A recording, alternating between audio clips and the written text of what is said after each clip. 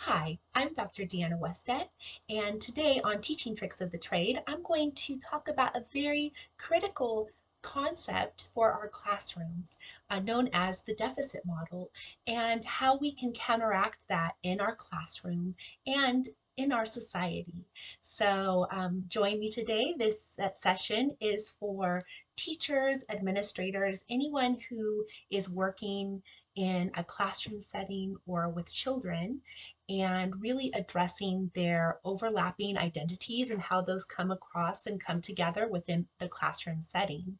As I share with you today, you might hear little stuff in the background. We are full blown homeschoolers here at the Westet household, so we just go with the flow and know that there might be a little background noise, but that's okay. To get started, what is the deficit model? I took some notes so that I could make sure to really address this today because this concept is so important and foundational. The first thing to understand is the deficit model is a societal construct. It's really something that is seen as a deficit in our society, but it's based on norms that we have as a society, and it's sometimes based on what's convenient for us as a society. So, for example, we know that a child who has some attention deficit behavior doesn't always fit within that classroom box. And so, as a society, we see that as a deficit. However, there are ways that that can also be a strength.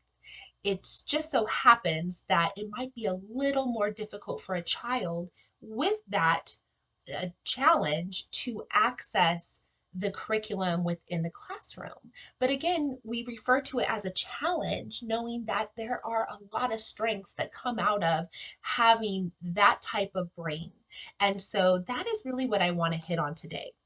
Another thing that we can remember, or we need to remember when we talk about the deficit model, is that it's a challenge that can also present a barrier for a student. And this barrier will cause them to have difficulty accessing the curriculum in the same way as another student who does not have that challenge. Another way to look at the deficit model is to see it as uh, the multiple ways that it can present. It can be an academic type of challenge, it can be a social type of challenge. Sometimes deficits can be, like I said, they are norm based. That means they're based in what our society considers to be norms. And so sometimes the deficit model can un, uh, cause inequality or inequity for students that come from backgrounds that may not fall within that norm of our school system. And so we really want to keep that in mind in the classroom, that a student that's coming from overlapping influences from their home and their personal style, all the different overlapping identities that a student carries can really impact the way they access curriculum. And unfortunately, though some of those things, because they don't fall within our norm, are unfortunately seen as deficits when they really aren't deficits. And that's what this whole thing is about, that sometimes we see things as deficits in the classroom and they're really not deficits. They might just be different than the norm based, but there's strength and there's beauty in bringing these differences together. Lastly, I'd like to remind those who are watching that the deficit model is really about challenges that are also strengths, but how sometimes within the classroom we focus too much on how they are presenting challenges, or we focus too much on how they don't fit within that convenient classroom model.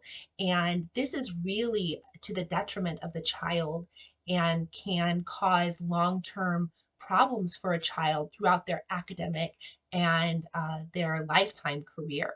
So this is super important to address in the classroom and is on my heart, a super important topic for me.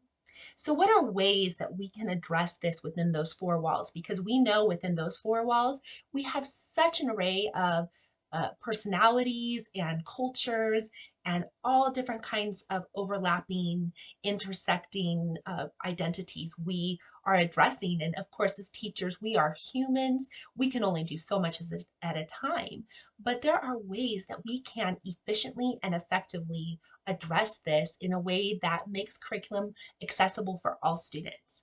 So the first way is to differentiate.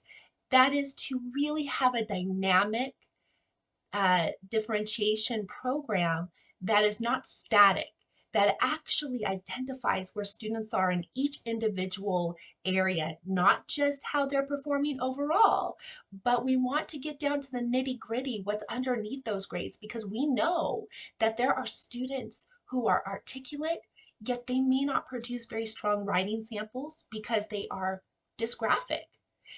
Or they have executive functioning challenges that make it a barrier for them to complete their work in a timely manner. That's not a reflection of their intelligence. Those are challenges. And again, too often we focus on the challenge too much. Not that we shouldn't address it, because we absolutely need to help these students to fill in these gaps in their life, but to also address the fact that maybe they're super articulate. They just have a hard time putting it into words because they're on paper, because they're dysgraphic.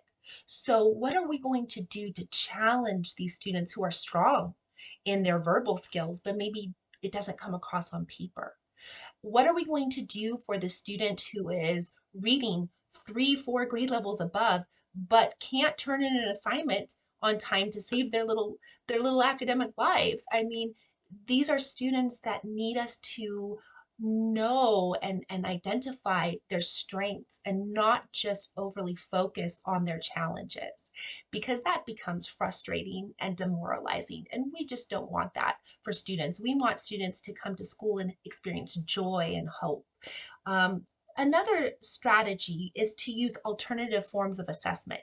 If a student has difficulty expressing thoughts on paper, perhaps they need an oral assessment, and that can be challenging when you are one grown up with 20, 24, 30 students. But again, there are ways that that can be addressed, and to structure the classroom to assist with making time for that type of assessment. A third idea of a way to address this within the four walls of a classroom and to really undermine the deficit model and hone in on student strengths is to ensure that our curriculum is accessible. And that doesn't just mean for academics. That also means that we need to think about students who maybe culturally um, they are a little bit on the quieter side.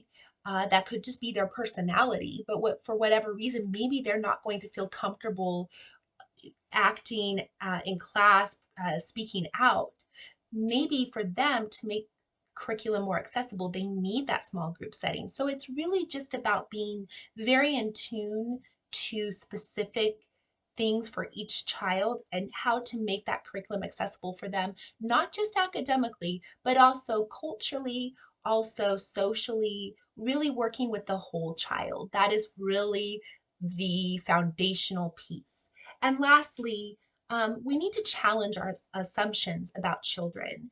We need to challenge the assumption that a child who has a learning disability is not gifted. That is completely false. We know that many, if not most children that have a learning disability that's diagnosed and identified, we know these children come with gifts and strengths.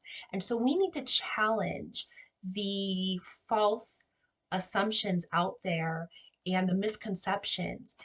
We need to remember that there are children who come to us as language learners that they don't have English proficiency, but they're gifted in time that will present, but it may not be able to present right away.